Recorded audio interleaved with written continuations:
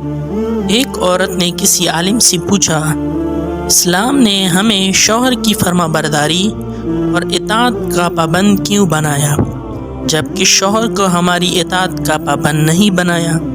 اس پر عالم نے جواب دیا، اس شوہر سے تیرے کتنے بیٹے ہیں؟ عورت بولی، 3 بیٹے ہیں۔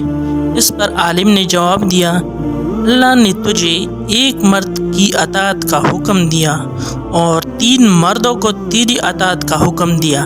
تیرے ساتھ اچھا معاملہ کیے بغیر وہ ہرگز جنت میں داخل نہیں ہو سکیں گے۔ تو ہی بتا زیادہ پابند کون؟